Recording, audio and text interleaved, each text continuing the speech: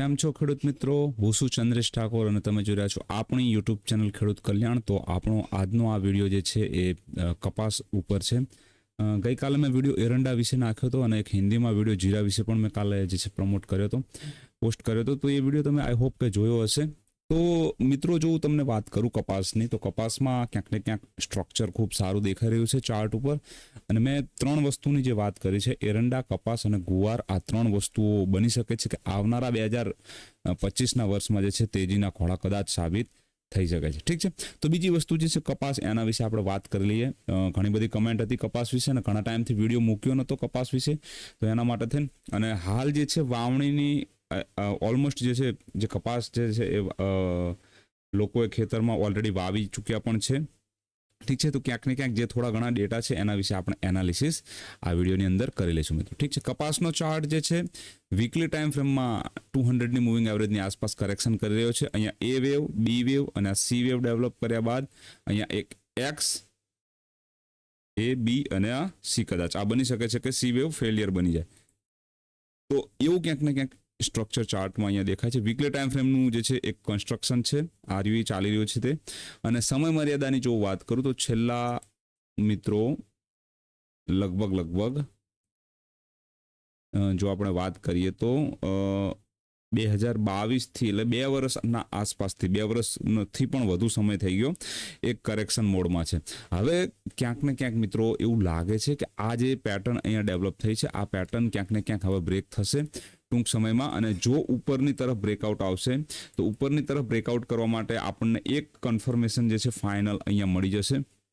એ confirmation છે 1555ની રેન્જનું. ઠીક છે. 1555ની રેન્જ જો અહીંયા બ્રેક થશે તો આપણે અહીંયા માની લેશું કે ક્યાંક ને ક્યાંક ઉપરની સાઈડમાં ફ્રેશ નવી તેજીની શરૂઆત કપાસની અંદર થઈ ગઈ છે.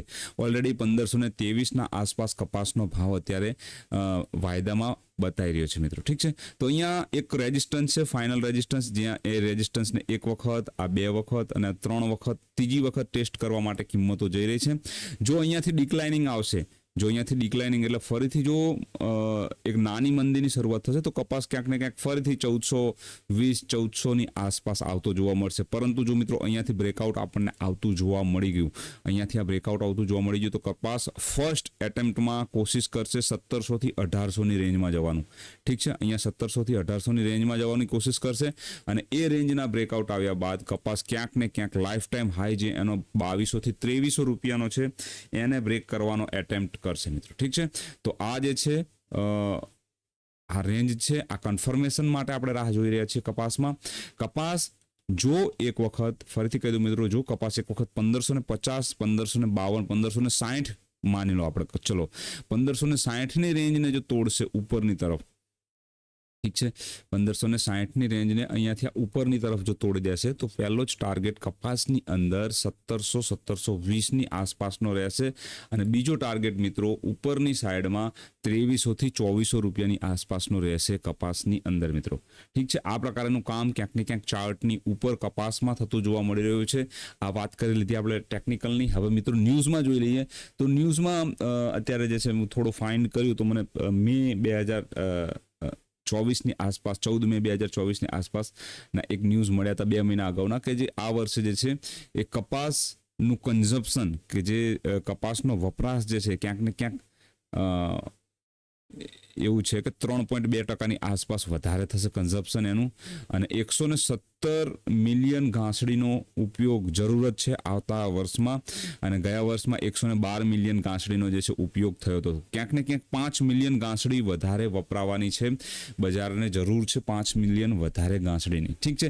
એની સામે બીજી વાત કરું તો એક મિત્રો જે યુએસ છે, યુએસમાં એનું ઉત્પાદન પણ ક્યાંક ને ક્યાંક વધવાની આશંકા છે. એના પણ એક ન્યૂઝ છે, તો એને પણ આપણે જોઈ લઈએ. ઠીક છે. એક વખત તો યુએસમાં જે છે એ મિત્રો અહીંયા લખ્યું છે કે યુએસ કોપ પ્રિડિક્ટેડ 16 મિલિયન ઘાસડીઓનું જે છે exports are forecasting and 13 millions ઘાસડીઓ higher compare as the previous year. ઠીક છે, તો ગયા વર્ષે 13 મિલિયન ઘાસડીનું ઉત્પાદન યુએસમાં થયું હતું ને આ વર્ષે 16 મિલિયન ઘાસડીનું ઉત્પાદન થવાની સંભાવનાઓ ક્યાંક ને ક્યાંક યુએસમાં પણ દેખાઈ રહી છે. તો મિલા જુલા ન્યૂઝ છે. ઠીક છે, ચાર્ટ ઉપર જો મિત્રો બ્રેકઆઉટ આવી ગયું તો વાયદામાં ક્યાંક ને ક્યાંક કિંમતો જે છે ઉપરની તરફ કપાસમાં ખેંચાઈ જતી જોવા મળશે એવું મને ક્યાંક ને ક્યાંક લાગી રહ્યું છે. હવે મિત્રો મંદીની જો વાત કરું તો મંદી મને નથી લાગતું કે અહીંયાથી ક્યાંથી જો વધારે આવશે.